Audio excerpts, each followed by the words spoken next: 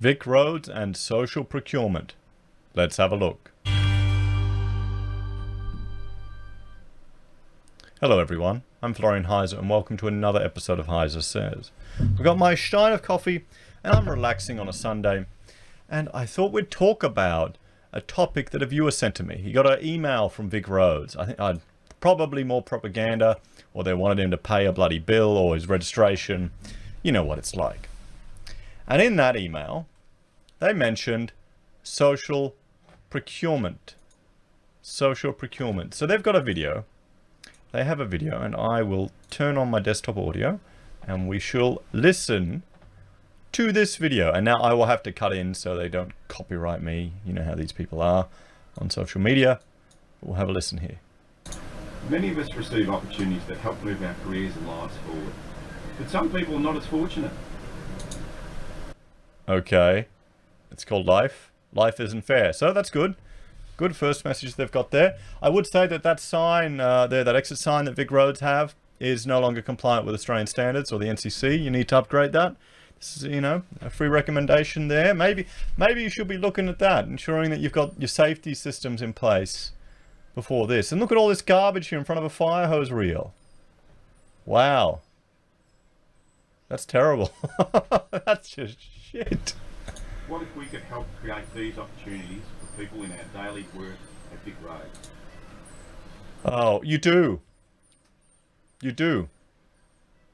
It's called facilitating the economy. But, I mean, you've got to understand this is a... Oh, yep. The Victorian Government has established a social procurement policy for all government agencies to engage social suppliers to deliver products and services.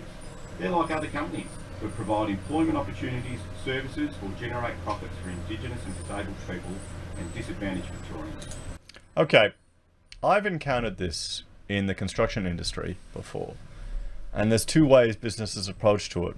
One way that's good and one way that's bad. Well, let's see how this is framed. You'll find social suppliers exist in most sectors, from maintenance and traffic management to catering and construction. Even this video you're watching is by a social supplier. That means that Vic Roads...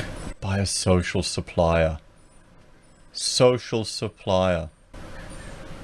With a huge footprint across Metro and regional Victoria, can use its substantial buying power to generate social value and change. And with our state going through one of the biggest infrastructure booms ever, now is the perfect time to make a change. Okay. So, it all sounds nice. It all sounds good. But there is an insidious side to this. Now, there was... This type of thing is very common in a lot of tender processes. Even a tender for, you know, just the city down that way, Logan. The city between Brisbane and the Gold Coast. They had a tender for a project, a design of a stadium. We submitted it in. There would be preference to people who employed locals. There was a preference for local, you know, if you had any Loganites on your team. Yeah, and there's also Australian, most government tenders have preferences for Australian products, Australian manufacturing, those type of things. Now, generally, I've got no issues with that. The problem was actually finding someone manufacturing stuff in Australia. That was the challenge. But the thing is here, what they're claiming, we'll jump back here. The thing is here is they're using this for social purposes. They're going to create an environment where businesses that are hiring Indigenous people or hiring an identity group, they're going to turn people of an identity group into a commodity, so people will hire them in their business to win this type of government work. It will give them a leg up in the tendering process to win it. It may even be more important than price, because he's given no explanation of that in this video.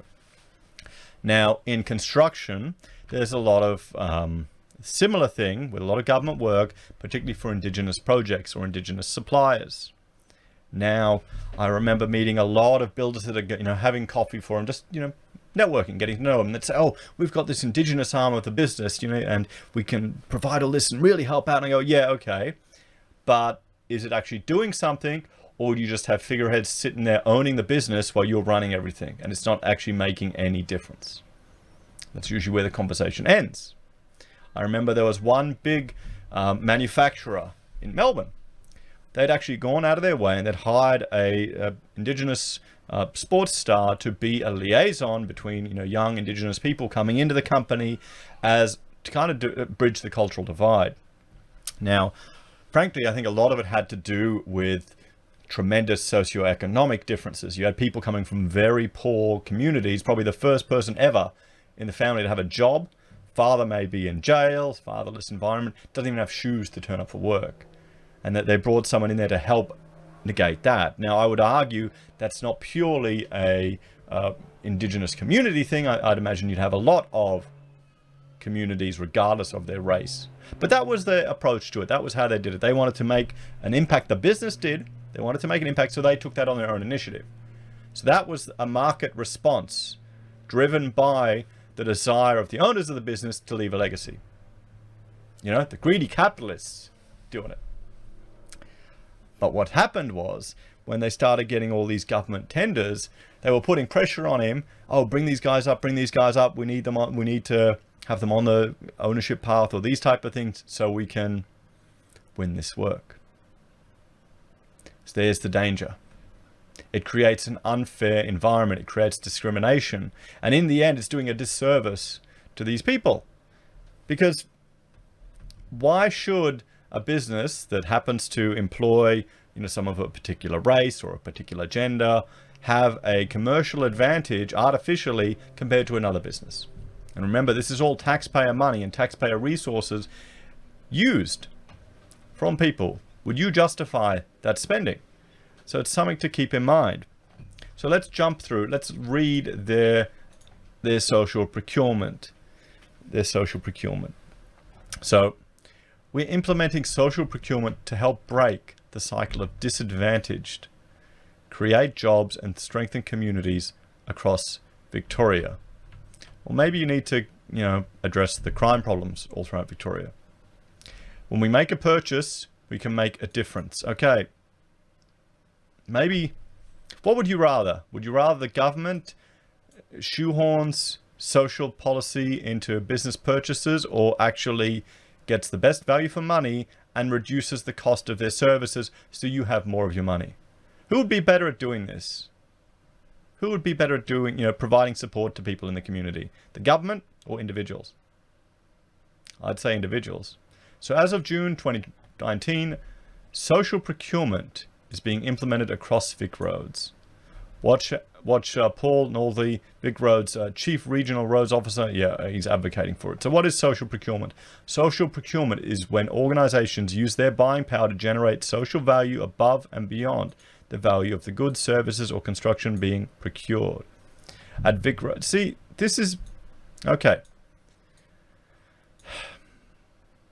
This is the problem. They're focusing on one aspect of what they perceive as social value. Any procurement has social value. Any procurement will create wealth, will create employment, and will give people an opportunity. But if you're wasting, but remember, this is from Vic Roads. So all the money is stolen out of one hand to shift it and put in the other. So what would you rather? I'd rather more money in people's hands. At Vic Roads, we'll be using our substantial buying power to generate social value and change across regional and metropolitan Victoria. We'll do this by purchasing goods and services from social suppliers and by including social value outcome requirements in tenders. There you go, through the tender process. And honestly, this is just going to mean more bullshit and paperwork. It's going to mean putting a tender in for one of these supply to Vic Roads is going to be even more of a pain in the ass for the people putting the tender in. It's going to create more work and more red tape. And the scary thing is, businesses who want to hire people should you do it on merit. If you want to have a social social conscience and hire people for particular attributes that you want to do on your own merit, that's fine. That's the right of your business. But should that give you a commercial advantage in this government procurement system? I'd say it shouldn't. I'd say it should be merit-based. But we're talking about Victoria here. So, I mean, come on. Who are we kidding? Who's surprised? Who's surprised? But the problem is, this type of stuff goes through the whole community, goes through the business culture, goes from one business to another. It's like it's a disease, really. It's insidious. This means that businesses who use social and disability enterprises or Aboriginal businesses in their tenders for government contracts will have a competitive edge over those who don't. There you go. There you go. So they're discriminating. I mean, what's an Aboriginal business? What's a disability enterprise? I mean, come on. Guys, seriously. I'm going to link to a video. I'm going to write this down here. 1028. This is a speech by my friend Goff, who gave in front of a parliamentary or an event in Canberra with a whole lot of politicians with regards to the disability industry, and how he was pretty much screwed over by a lot of the service providers in that industry. They never asked him back again. But have a look at it if you want to get a perspective of someone who's had to deal with a lot of these organizations. So this will create jobs for disadvantaged people in the community, including Aboriginal people, long-term job seekers, at-risk women, victims and survivors of family violence, people with a disability, and young Victorians. Okay, so are they creating an environment where employers are going to have to ask for these type of questions, these type of things?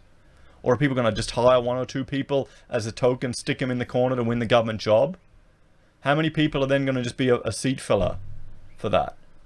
That's the danger, guys, and there's no self-respect in that. There's no self-respect in that situation. This is going to backfire. It's going to cost more, it's going to be more red tape, it's going to backfire. It's not going to work. You know, you'll feel good. They used a particular provider to supply their movie. Okay, cool. I would rather, I tell you what I'd be happy with, they used an Australian company. If they used an Australian company, then that'd be fine. So, changing lives, connecting communities. With our state going through one of the biggest infrastructure booms ever, our commitment to social procurement will offer significant opportunities across Victoria. See social procurement in action at Vic Roads. Yeah, has already made the lives of disadvantaged Victorians and their families. Car wash, grass cutting and slashing services, giving work experience and employment to young Victorians. So work experience, that's not even real work. So you've got a few examples here. So Vic Roads has a long-standing commitment to making a positive impact on the economy, community, environment, workplace as part of our core business as a road authority. We are committed to increasing our social procurement spending, which will increase job opportunities for disadvantaged Victorians across the strait. We access social suppliers through social traders, Kinaway, Supply National, and Buyability. So there you go, guys. I mean, I know people are asking, the libertarians, how would the roads get made without the government? Well, they'd get made cheaper, more efficient, and with none of this political bullshit involved. Because all of this makes you feel good, you feel nice, adds cost. And every tax dollar, every fee, every charge the government takes is less money people can spend on food and housing for their family. That's what it comes down to, guys. So, yeah, I'd rather you reduce costs and find other ways to help people. Yeah. Not a fan, guys. Let me know what you think. Am I just being too harsh? Is my Prussian ancestry coming out? Maybe it is. Have a good weekend. Like, share, and subscribe, and I'll see you later.